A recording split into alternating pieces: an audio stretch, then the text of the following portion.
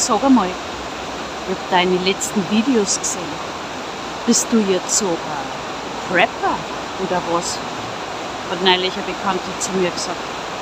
Ich habe ihr geantwortet, was ich euch jetzt sage. Was heißt Prepper eigentlich? Es kommt vom lateinischen preparare oder englisch to prepare. Das heißt also einfach, sich vorzubereiten. Leicht kopfschüttelnd und mit einer Art kindlichem Trotz hat die Dame dann gesagt, also, ich bereite mich nicht vor. Hast du denn da so eine große Angst? Dann habe ich ihr geantwortet, nur vor denen, die jetzt schmunzeln und eben sich nicht vorbereiten. Weil das werden nämlich diejenigen sein, die dann in absolute Panik verfallen und wie die aufgescheuchten Hühner durch die Gegend rennen. Wenn aber Prepper sei für manche bedeutet, völlig spaßbefreit zu werden und nur in Erwartung des Weltuntergangs Zeit zu horten, dann möchte ich keiner sein. Weil diese Leute mögen super vorbereitet sein, aber leben tun die nimmer. Ich sehe es ja anhand der Kommentare, die ich teilweise auf meine Videos zum Thema Krisenvorbereitung kriege. Also manche scheinen ja rund um die Uhr in ihrem Kopf nur damit beschäftigt zu sein. Ja, und das reicht nicht. Und jenes braucht man noch und ohne das und das bist du aufgeschmissen. Und ich frage mich dann wirklich, leben die eigentlich nur im Jetzt und Hier? Also ich schon. Nur mal was anderes. Wenn der Begriff Prepper für manche gleichzusetzen ist mit "Wir stürzen die Regierung", die dann aus irgendeinem braunen oder blauen Sumpf daherkrochen kämen. Auch wenn es mir jetzt einige Abonnenten kostet, das ist jetzt auch nicht meins. Ich bin, weiß Gott, auch nicht zufrieden mit allem, was unsere Regierung so macht oder nicht macht. Und habe jetzt vielleicht auch nicht das absolute Vertrauen, dass die das alles so richtig machen. Aber die Frage ist, machen es die anderen besser? Ich glaube nicht. Und die ganz die anderen? Es gibt also diesen Spruch, ich glaube, von Buddha war der, wenn du die Saite eines Instruments zu straff ziehst, kann sie reißen. Wenn du sie zu locker lässt, kannst du nicht auf ihr spielen. Und ich glaube, es geht wirklich um ein gesundes Mittelmaß. Sich vorbereiten für den Fall einer Krise, dass man nicht da steht wie der absolute Depp. Ja, durchaus, finde ich super.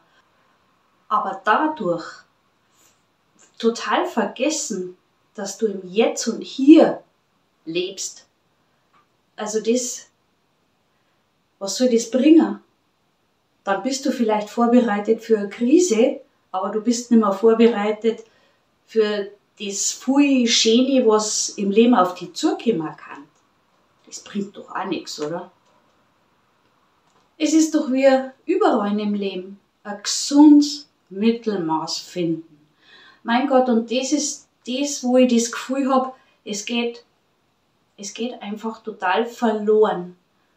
Egal, ob du dir jetzt die Kommentare auf Social Media anschaust oder ja, auch wie die Leute so im täglichen Leben teilweise drauf haben, leckt mir am Arsch. Es gibt nur noch rechts oder links, es gibt nur noch Hü oder Hot, nur noch schwarz oder weiß. So ist aber das Leben nicht. Das Leben hat viele Grautöne und manchmal weiß man einfach nicht, wie es weitergeht und manchmal muss man das auch aushalten können. Und wenn Prepper sein bedeuten würde, dass ich meine Ängste in diesen Preppern total kompensiere und mich in dieser Tätigkeit total verliere, dann möchte ich auch keiner sein. Ich meine, überleg einmal, was hast du in deinem Leben so wirklich in der Hand? Gestern nimmer, ist schon vorbei. Morgen auch nicht, hast nicht in der Hand. Es geht eigentlich ums Jetzt und Hier. Und wenn du Jetzt und Hier nicht fähig bist, Spaß zu haben und zu leben und Kontakte zu haben, die wirklich gut für dich sind, ja, was hilft dir dann dein Krisenvorrat im Keller, wenn du keine Sau hast, die dich mag? Ja, ist ja so, oder?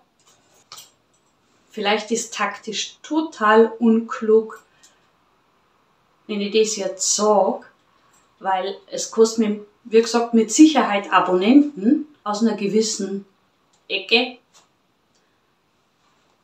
Aber mein Ziel ist ja nicht, mich hier zu verbirgen, sondern so sein, wie ich bin. Und zu sagen, was ich denke. Und nicht irgendjemand aus irgendeiner politischen Partei oder von irgendeiner seltsamen Ideologie einfach blind zu folgen. Ich denke, es ist wichtig, ein gesundes Mittelmaß zu finden und Vorräte im Keller zu haben oder wo auch immer. Ja, das ist eine gute Sache. Aber wenn es in so einer Penetranz endet, dass du nur noch an das Thema denkst, was hast du denn dann noch vom Leben?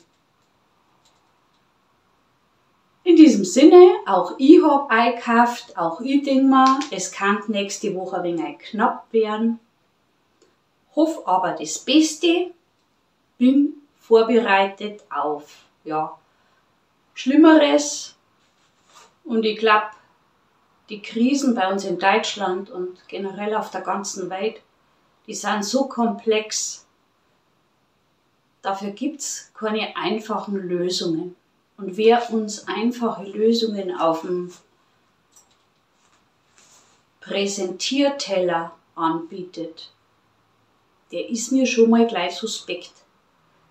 Wir sollten nicht wie die Schafe denen folgen, die am lautesten schreien können. Das sind nicht unbedingt die Gescheitsten. Ich glaube, durch diesen ganzen Hass und die Hetzerei in die sozialen Medien wird das alles nicht besser. Deswegen würde ich mir eigentlich wünschen, dass auf YouTube mehr normale Leute gab, die zu Themen Stellung nehmen, die mit Pro und Contra beleuchten können, die Leute nicht aufhussen und nicht Angst machen, sondern die sachlich Stellung nehmen können. Ja, ich gehe jetzt davon aus, nach dem Hochladen dieses Videos habe ich einige Abonnenten weniger, aber auch wurscht.